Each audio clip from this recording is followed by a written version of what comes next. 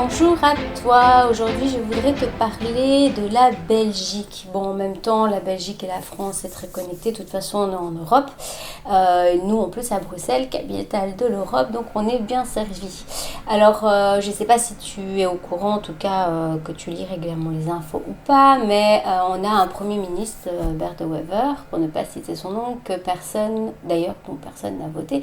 Parce qu'en Belgique, c'est comme ça. En fait, ils font un petit peu comme ils veulent. Et une fois qu'ils font des coalitions qui s'arrangent entre eux, c'est pas du complotisme, qui font les choses en huis clos, de toute manière, on est toujours bernique. Que ça soit le PS, le maire, le machin, truc, c'est toujours la même main, comme partout. Donc, qu'est-ce qui se passe en ce moment en Belgique ? Eh bien, on voit qu'on a une personne qui était avant dans l'extrême droite, qui est juste dans la droite, pas du tout extrémiste, hein, qui est en train de foutre en l'air complètement le pays. Moi, j'appelle ça une secte néerlandophone parce que il faut savoir qu'il y a eu énormément de sabotage dans les écoles pour que les enfants soient dégoûtés du néerlandais et que donc déjà les francophones n'arrivent pas tout simplement à bien parler néerlandais, surtout que le néerlandais appris dans les écoles bruxelloises, c'est du néerlandais de Bruxelles, donc une fois que tu pars ailleurs, on ne comprend pas. Pourquoi je parle du néerlandais ? Parce qu'en Belgique, tu as 3 langues officielles qui sont le français, le néerlandais et l'allemand. Les Allemands, les germanophones, on n'a aucun souci avec eux. Par contre, les Néerlandais à Bruxelles, ils veulent absolument se battre pour récupérer Bruxelles. Il y a déjà eu plein de choses qui ont été mises en place pour ne pas le montrer, c'est-à-dire que tu as l'argent pour les Néerlandais, et il y a beaucoup plus que pour les francophones parce qu'ils vont moitié-moitié. Ils ne veulent pas faire de recensement pour montrer qu'en fait, il y a plus de francophones que de néerlandophones à Bruxelles. Et donc, quand tu mets ton enfant en école néerlandophone, il a des sorties toutes les semaines, c'est payé par les subventions, les impôts de tout le monde. Il reçoit des primes, des allocations d'aide pour les études, bourse d'études déjà en primaire, que nous, on n'a pas. Ils reçoivent les cartables, pas les cartables, mais tout ce qu'il faut mettre dedans gratos. Ils sont bien lotis, en fait, néerlandophones. Donc, en fait, tout a été mis en place en Belgique déjà pour susciter qu'il y ait une injustice. Bon, peut-être que ça vient au niveau systémique d'une injustice qu'il y avait bien avant, qui est là, c'est pas pour rien. Mais dans le présent, il y a énormément d'injustices déjà entre les néerlandophones et les francophones. Ça, il faut déjà le savoir. Et donc, ce qui est en train de se passer, eh bien, c'est que ce monsieur, qui pour moi est un extrémiste, et il faut savoir que chez les néerlandophones, dans la Flandre, il y a beaucoup d'endoctrinement par rapport aux francophones. Je ne dis pas que tous les néerlandophones sont comme ça, hein, mais dans certaines écoles, certaines personnes disent que tous les problèmes qu'ils vivent, c'est à cause des Wallons et des francophones. Donc, il y a vraiment un climat compliqué, et même quand tu vas dans certains pays et que tu parles néerlandais, enfin pays même pas, hein. En Belgique t'as 3 régions et t'as l'impression que c'est 3 pays différents alors que c'est le même pays, mais c'est vraiment un pays de division incroyable. Mais ces divisions, elle est intéressante pour eux parce que ça leur permet de mieux régner justement. Et ici, qu'est-ce que fait Bert De Wever ? En fait, il avance plein de choses et qu'il ne met absolument pas en place, comme le fait que les travailleurs vont avoir plus d'argent ou quoi. Et il est en train de mettre dehors des gens par rapport au chômage. Alors, moi, je voudrais revenir sur un argument pour montrer qu'il n'y a vraiment que de la manipulation dans ce qu'on apporte. Un argument, c'est que les Belges ils vont te dire oui, la Belgique c'est le seul pays où il y a le chômage à vie. Et donc on va se mettre au même niveau que les autres pays. Ok, sauf que c'est le seul pays qui est le plus taxé du monde, sauf que c'est le seul pays qui fonctionne différemment des autres. Et donc on prend qu'un des paramètres dans tout ce qui est social. On prend qu'un des paramètres et on oublie les autres paramètres. C'est toujours prendre un truc en dehors du contexte pour montrer oui, il y a problème d'argent, donc on va faire comme les autres pays. Je suis désolée, c'est pas du tout le même contexte. Par exemple, au niveau de la cohabitation, tu as dans la cohabitation une loi temporaire depuis 50 ans ils ont mis une loi qui devait partir, donc qui ne devait pas rester, mais qui est toujours là, que quand tu es cohabitante, tu perds une partie de ta pension. Donc les gens, ils ont cotisé toute leur vie pour une pension qui sera rabrouée coupée, parce qu'ils vivent avec quelqu'un. Et cette loi de la cohabitation, elle crée énormément de problèmes. Dans le chômage aussi, les gens, ils ont le droit, par exemple, à une certaine somme, et au bout de quelques mois, parce qu'ils sont un cohabitant, hop, hop, hop, ça diminue énormément, et c'est plus vivable. Et donc, les personnes qui sont en cohabitation, et bon, il faut quand même rappeler que c'est quand même souvent les femmes qui prennent, si c'est le mari qui travaille, et bien avec l'histoire du chômage, elles n'auront plus rien. Et donc, on est en train de prendre juste quelque chose sans prendre tous les autres paramètres. Et ça m'énerve énormément. Et ça m'énerve pas par rapport aux gens qui ont conscience de ça, parce que oui, ils le savent déjà, mais par rapport à toutes les personnes qui n'ont pas conscience de ce qui se joue vraiment au niveau social. Donc les personnes qui sont assistantes sociales, qui connaissent les lois, qui connaissent les difficultés des gens. Moi, je suis amenée à aider beaucoup de personnes autour de moi, et finalement, je connais quasiment autant même mieux la loi que certains assistants sociaux pour avoir été fouillée un petit peu partout. Eh bien, en fait, les personnes qui ne connaissent pas ça, ils se disent « Ah oui, mais finalement, c'est juste et c'est normal. » Non, c'est pas normal dans le contexte de la Belgique, où il y a aussi plus de participation par rapport au paiement pour le chômage, qui est un droit, alors que le CPS, c'est vraiment en état de survie. Et donc, clairement, il y a des personnes qui, parce qu'elles sont cohabitantes, n'auront même pas le droit au CPS. En France, c'est le RSA. Voilà, c'est le même... c'est ce que tu as en dernier recours pour ça. Alors, j'ai appris aussi qu'il va aussi attaquer les personnes qui ont un handicap. Et il faut savoir, donc moi, pour avoir un petit peu été à la recherche de toutes les coopératives qui aident les gens à lancer leur entreprise, qu'il y a énormément de discrimination par rapport aux personnes qui ont un handicap. Ça veut dire que les personnes qui ont un handicap, eh ben, elles rentrent dans rien du tout. Et finalement, il y a beaucoup de personnes qui sont au chômage, qui ont un handicap. Pourquoi ? Parce qu'elles ne savent pas qu'elles doivent passer au SPF handicap, qui est une caisse pour les personnes qui ont une maladie chronique. Et donc en Belgique, on appelle ça l'obscurantisme belge, bizarrement, hein, c'est obscur. Il y a beaucoup de choses qu'on n'arrive pas à avoir comme données. Donc par exemple, quelqu'un qui veut se lancer comme indépendant ou entrepreneur, il doit normalement connaître le pourcentage d'impôts fédéral, parce qu'il y a des impôts fédéraux, des impôts régionaux. Eh bien, comme il ne sait pas le pourcentage, il arrive chaque année qu'il y a des indépendants qui dépassent de quelques euros et qui du coup payent énormément d'impôts parce qu'ils ne peuvent pas connaître le pourcentage d'impôts fédéral. Voilà, il y a énormément de choses comme ça en Belgique où finalement tout est fait pour que personne ne puisse être à jour dans la mise en place de leur travail. En fait, pour moi, l'État belge a mis la problématique du travail là, et alors ça c'est très manipulateur, on crée le problème, puis après on donne une solution du problème qu'on a créé. Hein, je ne sais plus, c'est Einstein qui dit que c'est la personne qui propose la solution au problème qu'il a créé, c'est surtout pas là qu'il faut aller, parce que forcément ça fait juste partie du fil rouge de la manipulation, et de faire culpabiliser les gens. Oui, mais vous avez quand même chômage à vie. Alors oui, il y a quelques personnes, et je voudrais quand même rappeler que c'est des personnes qui sont dans des sectes, qui ont abusé du système. Nous, on a connu chez Témoins de Jéhovah une personne, on avait quelques-unes comme ça, elle travaillait 1 an temps plein, parce qu'il fallait 1 an et demi à l'époque temps plein, pour avoir son chômage. Et puis après, elle faisait semblant de chercher du travail, elle était à fond chez les Témoins de Jéhovah, et elle recevait tous les mois son chômage pendant 40 ans. Oui, il y en a d'autres, ils ont en maladie chronique, mais ils ont, quand la santé leur est là, quand ils arrivent un peu, ils donnent toute leur énergie pour les biens de l'organisation et pas pour essayer de mettre en place quelque chose pour aller bien, en tout cas pour développer même un mi-temps ou un dixième de temps. Ça c'est vraiment c'est à voir, même chez les musulmans, hein, beaucoup chez les musulmans, des femmes qui sont payées qui travaillent des fois même pas et qui sont payées par un cousin ou quoi, temps plein 1 an, et après hop, elles ouvrent leur droit au chômage et elles ont chômage à vie. Oui, mais ça, ce qui est quand même dingue, c'est que si nous on le sait, c'est que l'État le sait aussi. Donc l'État, il a toléré ces abus pour dire ah oui, mais comme il y a des gens qui abusent, finalement on va faire du mal à tout le monde. Mais tout ça c'est super manipulateur. Donc on le sait. Moi je me dis que finalement c'est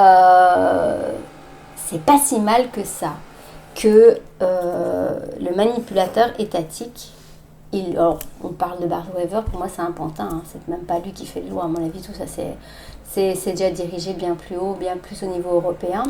Mais je trouve que ce qui est intéressant dans ce qu'on vit, c'est qu'en fait, au plus il y a de la répression et du contrôle, et au plus les personnes vont se réveiller. Pourquoi?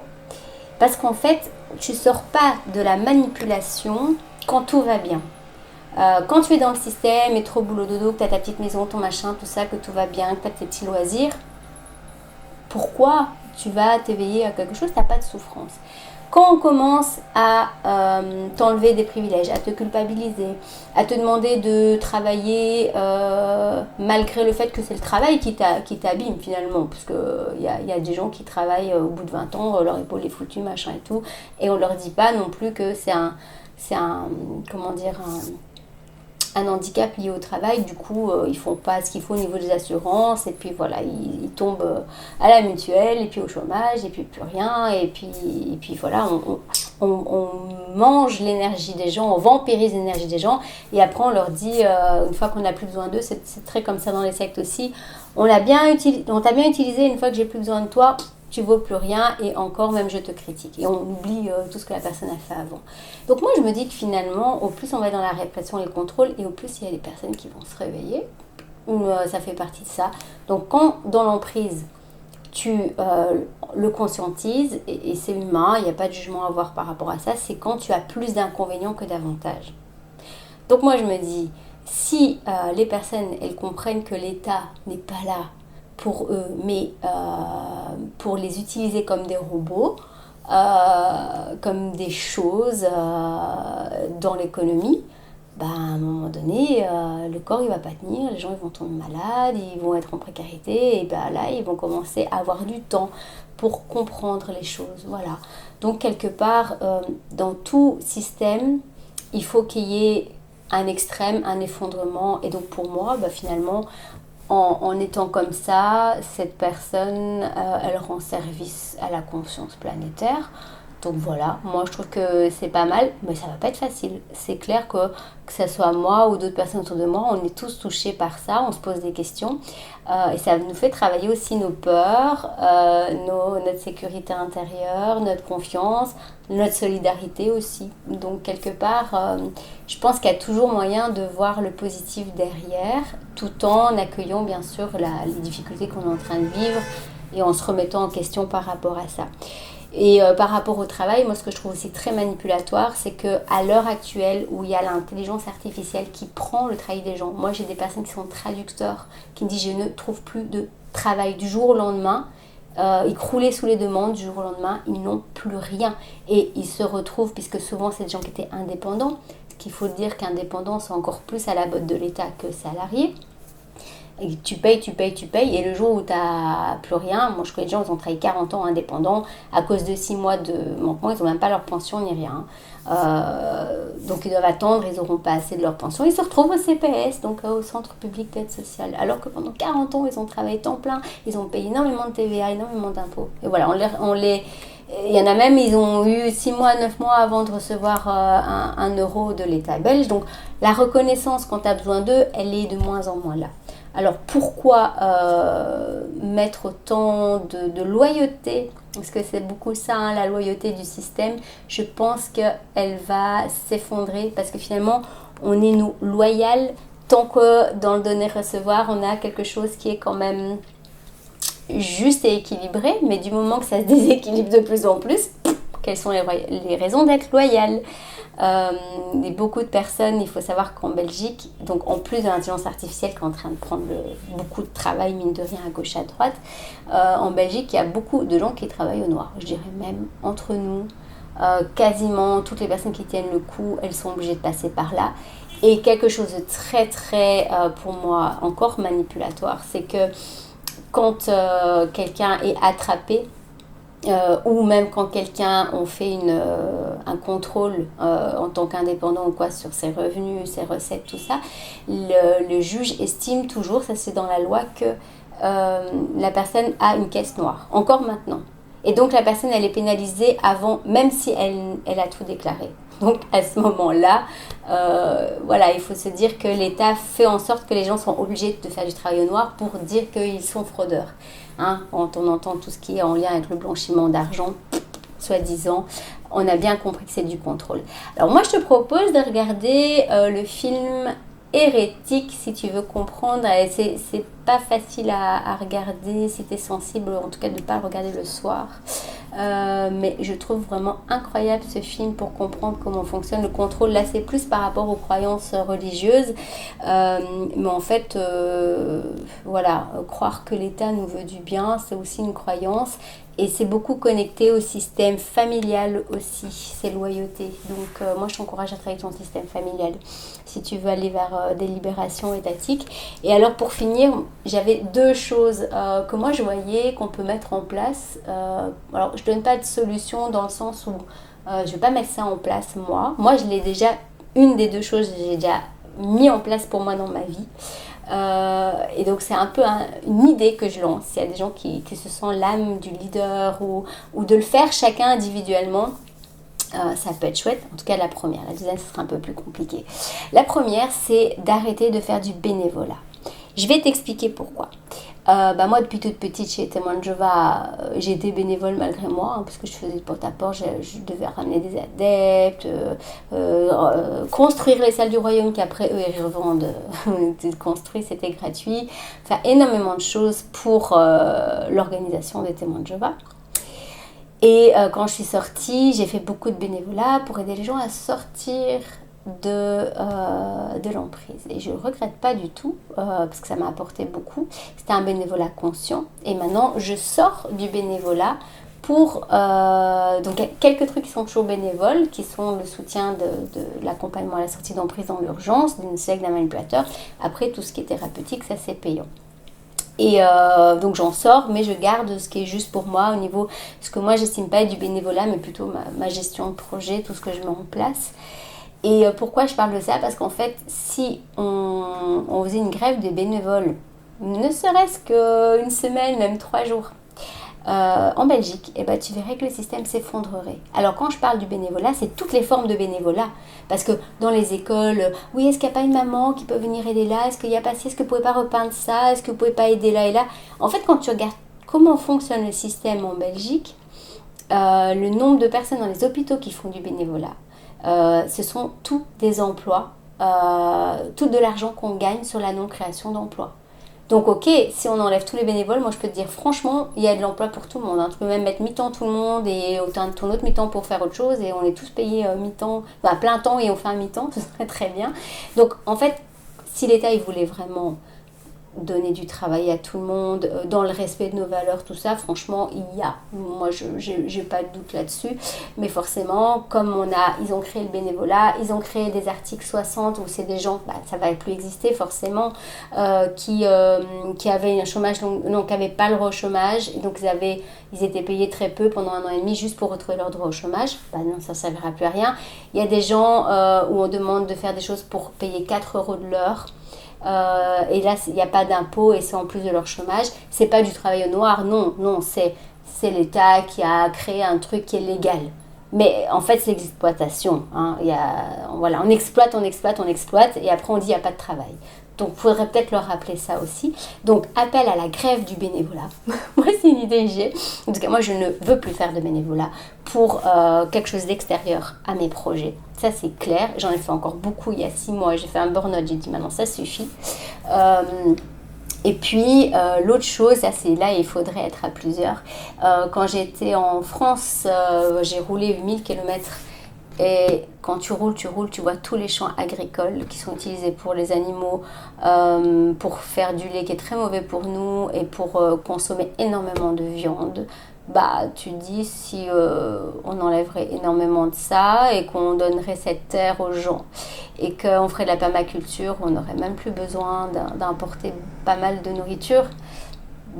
Oui, moi j'appelle ça des éco-villages, hein. Donc pour moi, ce serait une rébellion, intelligente, de dire on va tous avec nos tentes ou nos yourtes qu'on peut monter en 3 jours sur certains terrains. Bien sûr, il faut bien les choisir, il y a même des terrains qui sont abandonnés, et puis on se réapproprie en fait les terres qui ont été bien vendues à l'Europe. Donc ça appartient même plus aux paysans, voilà, donc ça, bien sûr, il faut une action groupée, il faut une association, il faut des trucs comme ça. Mais moi, je les vois, les solutions, en fait. Je pense que les solutions, Tu sais, dans Nemo, j'avais mis ça dans une vidéo sur l'autocontrôle. Je la retrouve, je la remettrai dans le lien. À un moment donné, dans le dessin animé de Nemo, il y a des thons qui sont pris dans un filet. Et je ne sais plus si c'est le papa de Nemo qui disent, mais tous aller vers le fond. Nagez tous ensemble vers le fond et vous allez voir, vous allez vous en sortir. Et donc, de manière solidaire, ils vont tous dans la même direction. Le bateau chavirant, ils ont été obligés de lâcher le filet et tous les thons, ils ont été sauvés. Voilà, donc la morale de l'histoire, c'est que c'est par la solidarité et le fait d'aller tous dans la même direction qu'on peut se sortir de cette emprise étatique. Voilà, peut-être que c'est des idées qui se mettront en place dans quelques années, parce que j'ai un peu le chic de voir les choses un peu trop à l'avance. Mais pour moi, sortir du bénévolat, c'est apprendre à poser ses limites, à dire non, il n'y a pas, vous avez qu'à engager, vous ne pouvez pas engager, il faudrait peut-être se poser pourquoi, il n'y a pas d'argent pour engager. Voilà, moi je pense que tout ça c'est vraiment apprendre à accepter le conflit, c'est-à-dire quand il y a deux choses qui ne vont plus, quand on voit qu'il y a des désaccords. Ça va aider en fait, vraiment dire non, poser ses limites, apprendre à se faire payer à sa juste valeur. Je pense que ça c'est important. Et puis pour l'histoire de se réapproprier les terrains, bien sûr, ça c'est quelque chose de bien plus grand, mais en fait la capacité à vivre dans la nature, tout ça, elle existe. C'est juste qu'il faut aller chercher comment ça se fait qu'on a accepté cette privatisation et que ça appartient à certaines personnes. En fait, tout ça appartient aux banques. Donc voilà. Je ne sais pas comment, mais en tout cas, moi, je trouve qu'il y a du potentiel. Il y a du potentiel dans une mise en place constructive de sortir du système. Il y en a qui le font à leur petite échelle, en ayant de moins en moins besoin de ce que l'État propose. Voilà. Et je sais qu'il y a plein de gens qui se mettent en place, qui font ça déjà individuellement, c'est déjà énorme. Et puis il y a des collectifs aussi, il y a des monnaies alternatives. Donc il y a déjà beaucoup de choses qui existent. Donc il y a un système parallèle qui existe déjà et on peut déjà aller les rencontrer. Et je trouve ça super chouette. Si on regarde tout ça, on voit les choses positives. Donc pour résumer, l'effondrement du système économique qui est déjà effondré d'ailleurs, ça va, je suis sûre, si on travaille sur nos peurs, ça va nous amener à vivre autre chose de plus humain, plus connecté à la nature. Voilà. Dis-moi ce que tu en penses. Si tu as d'autres idées, tu peux l'écrire dans les commentaires en dessous de la vidéo. Voilà. Je te souhaite une bonne journée et que tout aille bien pour toi. Ciao, ciao.